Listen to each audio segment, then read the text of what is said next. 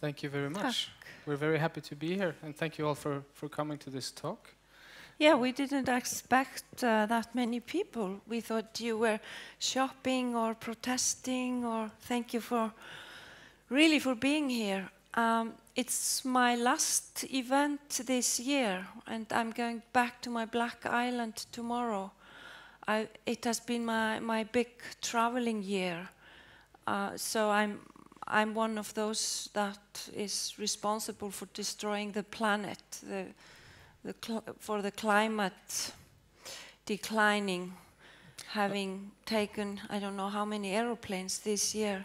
But I've been saying no to quite a lot of invitations, but decided to say yes to all the invitation to Sweden. So being in Göteborg is second time this year. It's the only city I have visited twice this year, except for Paris, but that wasn't planned. That was for having a prize, so it wasn't really on my schedule. I was going to say that you have had so many prizes to pick up throughout Europe, so you've had to come, right? And a lot of them, well, especially the last one, Prix Medici in French, a very prestigious prize for this novel, Miss Iceland, right? Yeah. Recently, we was just there. And this is, of course, the book we're here mostly to talk about, the most recent one. As mentioned, this is the fourth one coming out in Swedish, 6 total. Yeah. And Miss Iceland, or Fröken Island, it's a novel about creativity. It's a novel about the 60s and a young woman, Hekla, a young, very talented writer who is moving from the countryside and into Reykjavik to become a writer, a published writer, right? Yeah, it's different from any of my previous novel in that sense that it takes place in the 60s. It's set in 1963. Many of you remember that year because of the assassination of Kennedy or the speech of Martin Luther King, I Have a Dream. And maybe some would know of this eruption in Iceland of Surtsey, the island Surtsey on the south coast of Iceland that emerged from the sea. It was an eruption that lasted like 4 years, and it's an event that you can find in the novel. But yeah, it's a novel about creation in nature and creation in art, and it's about the art of writing and about freedom as well, I would say, and the search for beauty in art and elsewhere. And the main character, Hekla, is named after the volcano Hekla that was in old times, in medieval times, considered to be the doorstep to hell. And she's very young, she's 21, and she wants to try the impossible, to become a writer in a very conservative and patriarchal, male-dominated society that was Iceland in the 60s. It was quite different from Sweden. It was very isolated country, unknown by the rest of the world. If it wasn't for the military base, the American military base in Keflavik, it was an important position between U.S. and the United, Soviet Union. The Soviet Union during the Cold War. So it was an isolated country with no foreigners, no tourists, and Icelanders didn't travel at that time. And I really, you can find the idea or the subject of the island in most of my novels, but I really wanted to take it one step further and look into this idea of isolation and also the meaning of abroad to Icelanders at that time.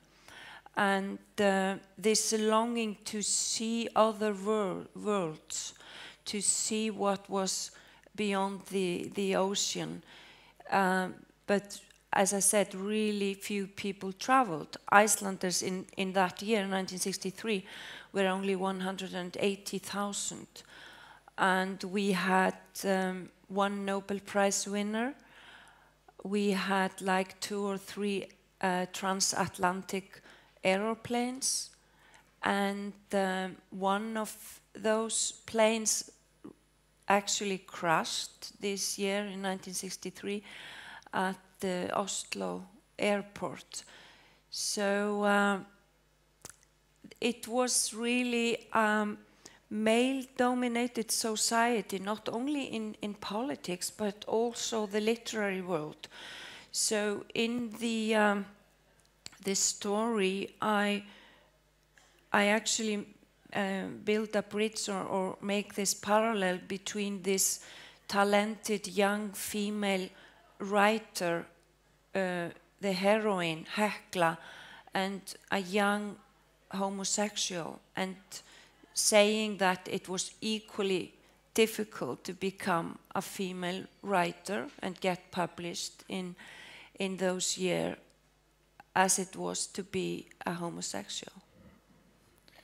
I think we'll get in more to the story of the book soon. I thought we were going to start off by actually on the topic of creation, just starting off where this book starts with her birth, because Hekla, she's from the countryside, as you mentioned, and she's actually delivered by a veterinarian.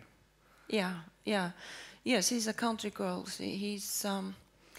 He's visiting her farm to inseminate a cow, because I studied a little bit, autobiographies of both male and female writers, and I discovered that male writers are born poets and they become genius by the age of 13, whereas female writers are, well, you don't hear about their birth. It's not included in the story. It often starts by puberty age, by when they and the body is often central in their stories. And for women of that generation of my hero, born in 1942, that was a problematic body because it could become pregnant. So it was before contraception became accessible for women. But I'm really following the male tradition. So there is the first chapter is about the birth of Hekla, the hero. And I was thinking maybe I should read in Icelandic. That's our common fate, me and my the main character, me and that young woman Hekla, to write in a minority marginal language that so few people speak and understand. And so I'm going to read in Icelandic, this very complex old Latin of the Nordic language. It's her mother that is telling the story of her birth. Herbergi hennar mig ól. Ég gekk fram á Arnarhreiður þegar ég var komin 5 mánuði á leið með þig, óvandaða 2 metra bælingu í melgrasi á klettabrú niður við ána. Þar kúrðu 2 arnarungar, stærðarboltar, ég var ein á ferð og örninn hnitaði hringi yfir mér úr hreiðrinu, reittur í annan vænginn, þung vængjatök en lagði ekki til atlögu. Ég gerði ráð fyrir að það væri kvenfuglinn. Hann fylgdi mér alla leið heim á hlað, svartur skuggi yfir mér eins og þegar ský dregur fyrir sólu. Ég fann á mér að það yrði drengur og ákvað að skíra hann Örn.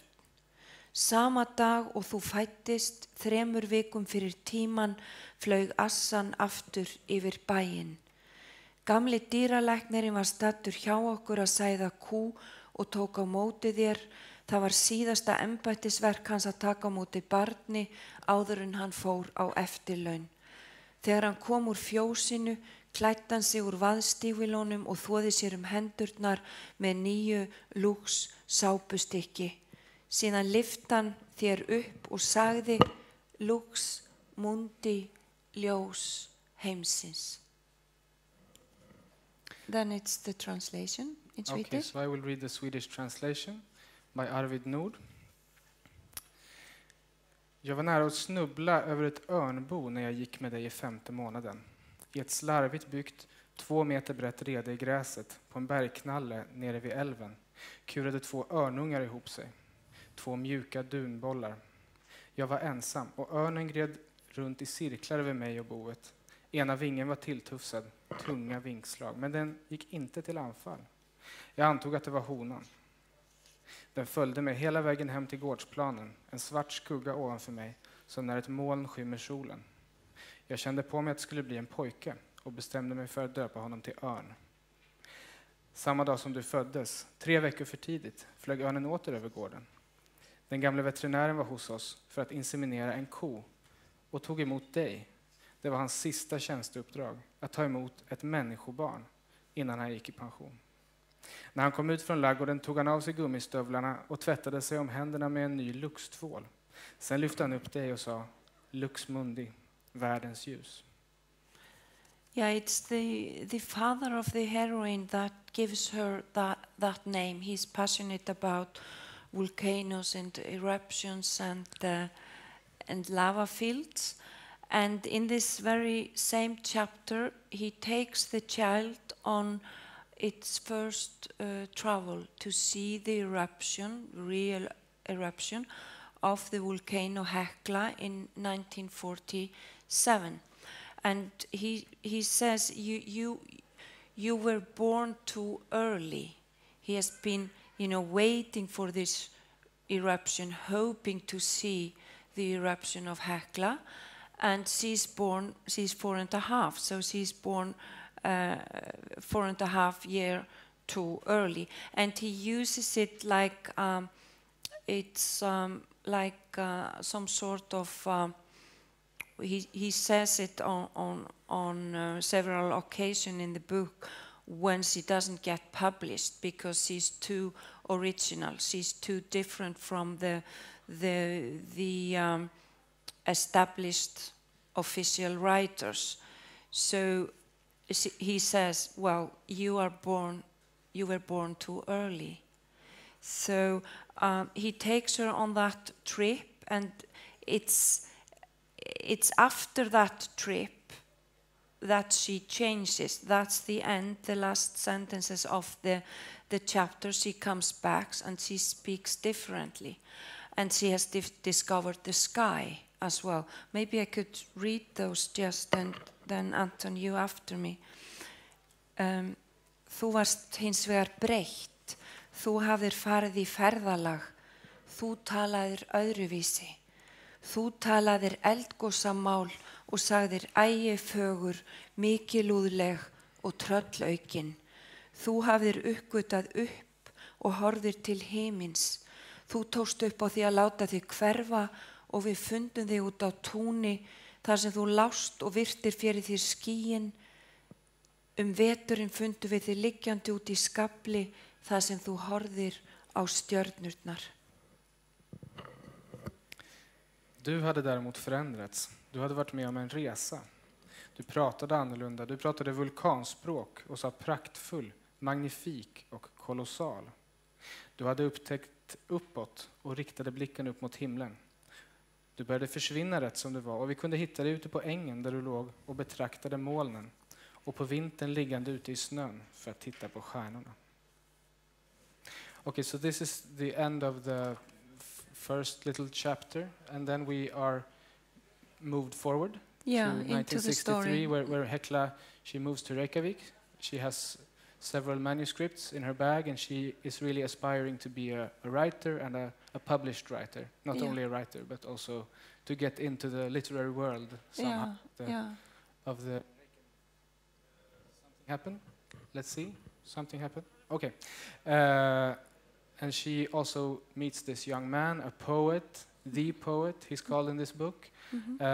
But even though she's actually more talented than he is, she keeps hiding her own writing, and she doesn't tell the world that she's a writer. Why did you make her do that? Well, actually, I can relate to that and understand that she wants her work to speak for themselves, and she doesn't tell him her lover, her boyfriend, that she's writing. He's part of the Reykjavik Society of Poets meeting in Mokka Cafe. She's not, and they are like totally occupied in this being a poet, you know, the existential position of being a poet. But for her, writing comes first. Writing is the only thing that's important. Being a poet is not something that matters or comes first.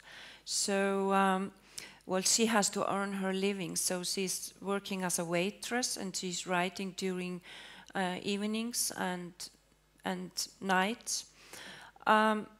One of the starting point of this novel was when I discovered that a woman who wanted to become a writer in Iceland in the 60s was alone. And I also discovered that men considered women as being their muses, their sources of inspiration. They were there to support them. And it didn't matter if the women were talented or even more talented writers than they were. So at one point the poet, the lover, the one who is called throughout the novel the poet, and he's the only one that doesn't get any ideas. At one point he's discovering that his girlfriend is writing. He finds her writing at the kitchen table during night, with a pile of paper on her Remington writing machine, and he asks her when he sees what she's writing. So he asks her, "Why do you stay with me? What do you see in me?" And I make her respond, "You are a man, you have a body."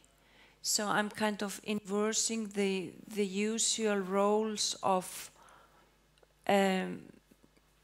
men and women poets, you know, the stereotypes, the archetype of poet. The poet was a man, and you can still see those thousands of like Hollywood films made of male poets surrounded by female admirers, or you can, or you know, find that in hundreds of books as well.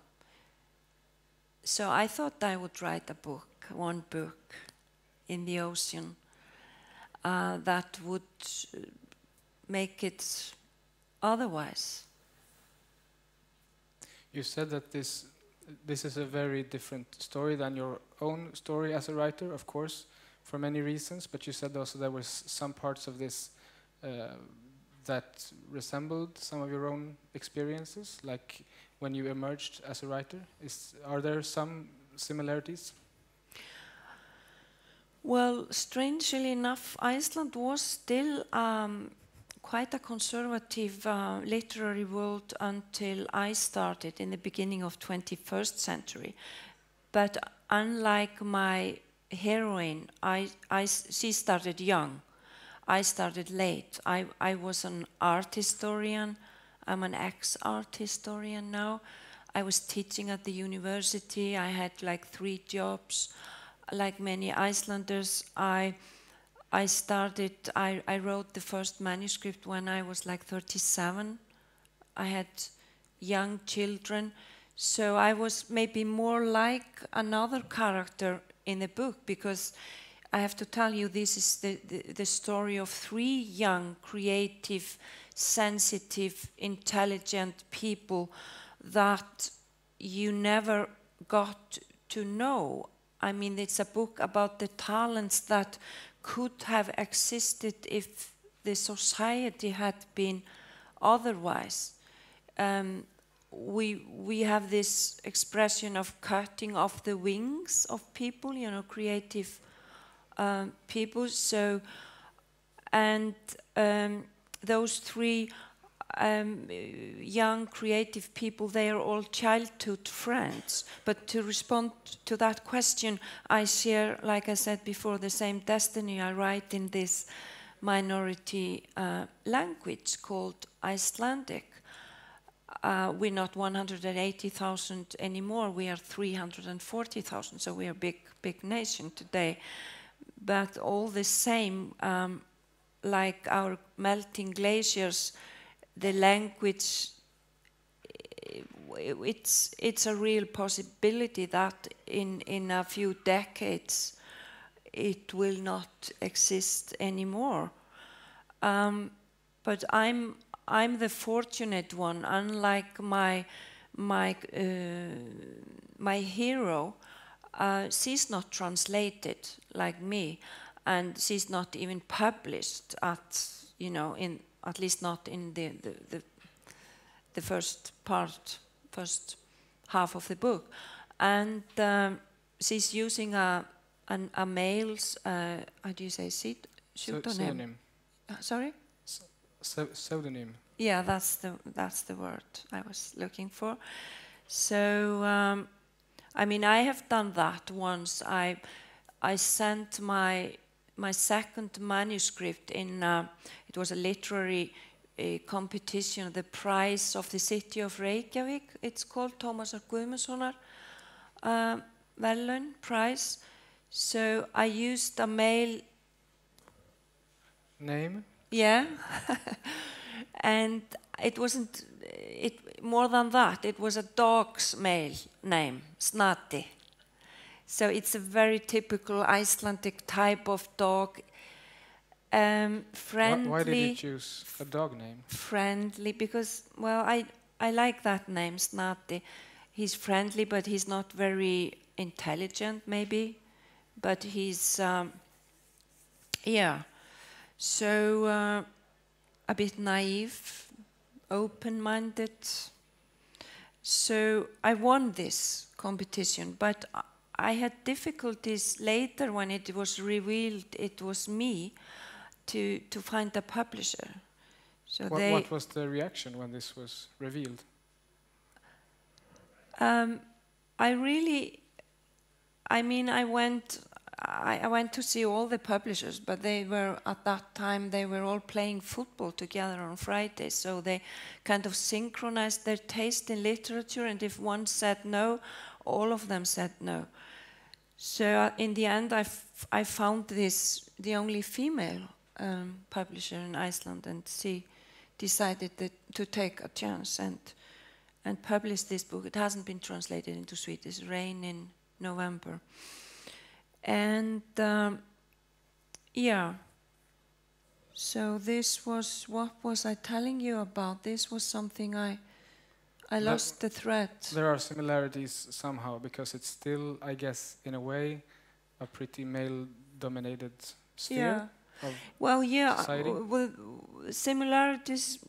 Yeah, when I started, but today it's totally different. It's so cool to be a female writer, especially the young ones, and they get lots of attention. So it's more like in other Nordic country. But for some reason, I don't know, it took time to me to find my place in Icelandic literature.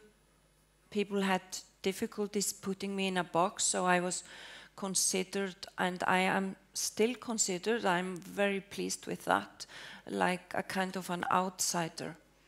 I would really have liked to be promising, but I was never thought to be promising.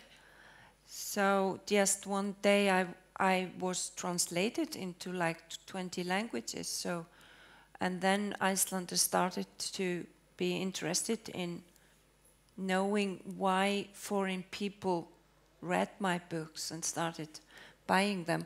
But that was then, and when Fröken Ísland came out, I was so blessed. It was just 3 days after I got the Nordic Prize last year, so it became a bestseller in Iceland.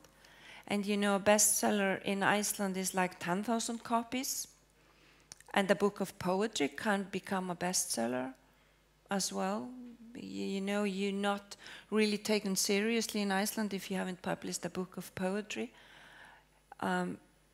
You can't get any, you know, higher or be more appreciated than a poet in Iceland.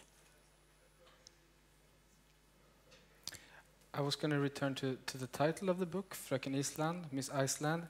Of course, this reflects on the fact that a lot of the customers at this cafe and also other men suggest to Hekla that she should join a beauty pageant instead of writing. Yeah, instead of losing her time on writings, she's advised to take part in this beauty competition and become Miss Iceland. And at that time, the beauty competition was held outdoors, you know, close to the domestic airport in, if you know, Reykjavik. And usually it was raining, and the girls got cold, and it was slippery, the stage. But it was one of the few opportunities offered to young women to travel abroad. If they became Miss Iceland, they were sent abroad to Long Island or to Copenhagen. So they got to see the world. To see this abroad, I'm exploring in the book this idea of abroad. It was like a whole. It wasn't really depending on the countries. It was some sort of traveling, coming back and changing, being different, having seen the world, and which seems to be important for people born on islands.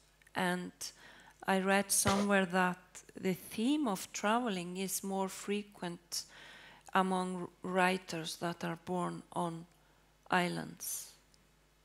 And it's also a theme, this idea of staying or going, or the idea of an island, or the idea of isolation. It's something that you have been coming back to in many of your books, right? Yeah, both absolutely. In Ær and in Rosa Candida, there's always this element of... Yeah, the Bildungsroman, a travel in novels is one of the oldest themes, as you know, of world's literature, and it's always about changing, becoming someone else. So, but the title, getting back to the title, Fröken Ísland, is not really referring to the beauty competition, because it's the one who is Miss Iceland is the author in the context of the book, and one of the questions the book asks is who is representing the country. So, and what is the fatherland of an author? And the fatherland of an author, I call it the motherland in the book, is the mother tongue, the language. I think, if I remember right, it was Roberto Bolaño, the writer, and he was on exile in Spain, and he said something, born in Latin America, he said something, my only fatherland is my wife, my 2 children, some streets, and a few books.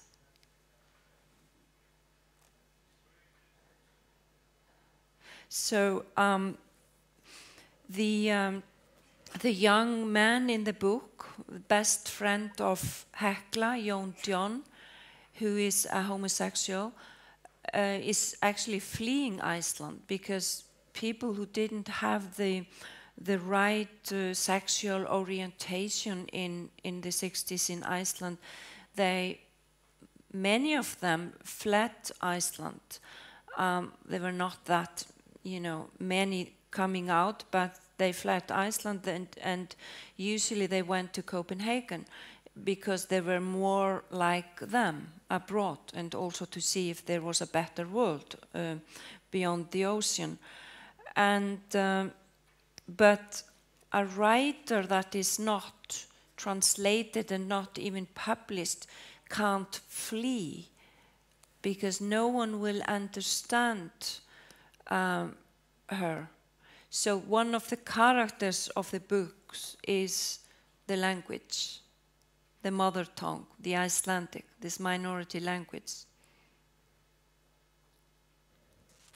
It's also the creation, and like Anton said, book about creation and creativity, and I smuggled in my personal ideas, some of my little personal theories about creation. I put it into the mouth of different characters. So speaking of language and writing in a small language, I guess to you who have been translated to a lot of different languages now, do you think, looking back, do you see your own writing in a new light thanks to translations and thanks to discussing your books in other countries, or have your view of this mother tongue changed somehow? What it can achieve in the world? That's interesting, because obviously I can't read all the translations, and many of them, because we have so few. There are so few people understanding Icelandic. If outside we're very lucky with translators in the Nordic countries, but if you go like to Eastern Europe, there's usually just one person speaking Icelandic in each country, so you end on a waiting list for years. And my friend Jón Kalman Stefánsson, you publish him as well. He wrote this, how do you say, trilogy? Yeah, trilogy. How do you say that in Swedish? Trilogy, it's the same word. Okay. And so usually the translator, I have had several emails like that. I would love to translate your book, but unfortunately I just started the first of 3 books of Jón Kalman Stefánsson. So could we talk in like 4 years? And so in several countries, Icelandic authors are translated from English or from French. So I try to check or to read thoroughly the English translation, the French one, and usually the Danish one and the Italian one, but that's it. So are they different? What has surprised me is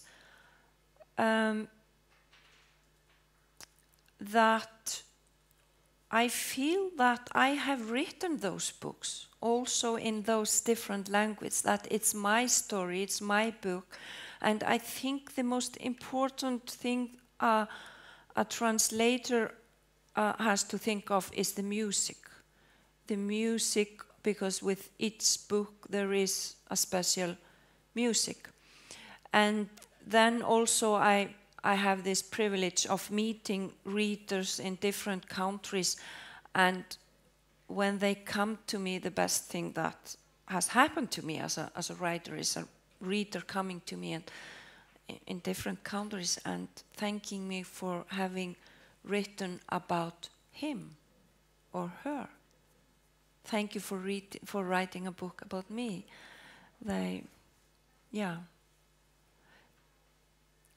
So I guess it means we are all the same, you know. We Icelanders have the same word for home and the world, heima and heimur, which means that the home is our world. And that's a bit the method of a writer, what's local becomes global. And that's my special method of using the smaller things of everyday life and make them stand for something bigger. That's in fact what one of those three characters does. The childhood friend of Hekla, Ise, she's a housewife, a mother of a baby, and expecting another one. She's 22. And she's a speaking poet. She's composing poetry without realizing it's poetry. She's writing plays without realizing it's plays. She's just got this pile of conversation, like 60 pages before she knows. And she's even writing, I make her write crime fiction 50 years before that kind of literature became popular or known in Iceland. So so she's like using the small things of her everyday life and making an adventure out of them. So you know, a writer is someone organizing the chaos and giving it a meaning. She's using those small things of what's happening. There isn't really anything happening in her life. She stays alone home with a baby all day. But she's using it to create something bigger, an adventure. And she's also she's looking for literature and poetry in her daily life, with asking the fish salesman to wrap the fish in the poetry, the culture pages, right? Yeah, like we did. I think you did that in Sweden as well. We did that in Iceland. The fishmongers, he's the only person she sees every day. She's buying the daily fish, and the fish was wrapped in newspapers, and she's asking him, can you please try to find a poem or a short story, not the death notices or anything like that. And then she unwraps it in the sink when she comes home and reads the poetry. We had this in the morning newspaper, Morgunblaðið. There were pages with poetry every day, and there was this,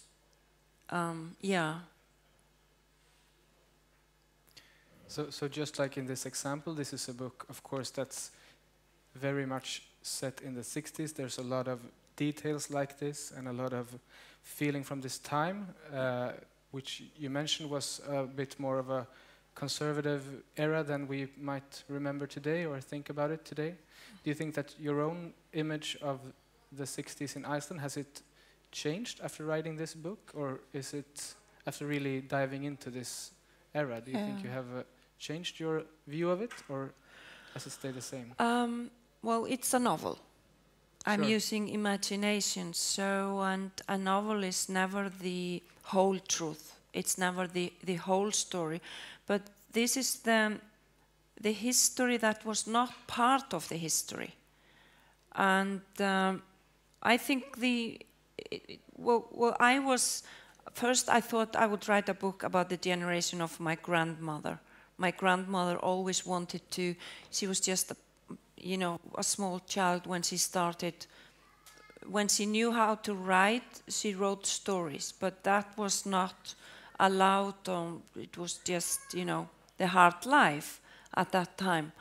But then I decided to set the story in the 60s, also because I, as an art historian, am supposed to be a specialist in that time in Icelandic art history, and it was easy to me to kind of get into this time in Icelandic history. So, and I can tell you that when I was doing some researches as an art historian many years back, I came over an interview with, it wasn't a writer, it was an artist, but doing either a composer or a visual artist. And he was saying something in this interview. He started to speak about literature, and he said, "Why are there so few female writers in Iceland?" This was 1963, the interview. "Why are there so few female writers in Iceland, and all of them bad?" So I just, I'm trying to answer that question, and that wasn't right, but I'm also trying to explain why there were so few female writers.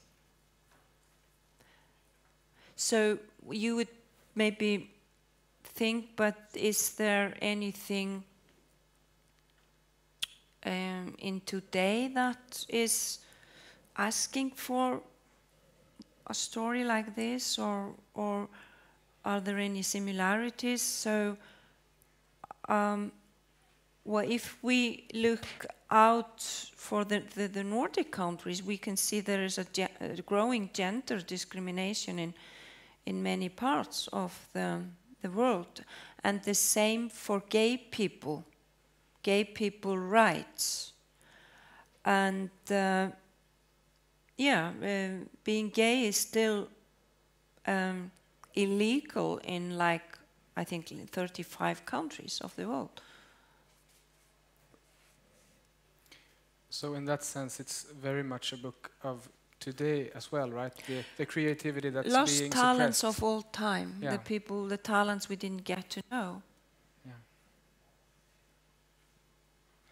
I think actually we should end the talk somewhere there and say thank you so much for coming, everybody. We will of course sell the book down here, and Auður is of course ready to sign it. So thank you very much. Thank you for coming. Thank you all very much. Thank you for coming.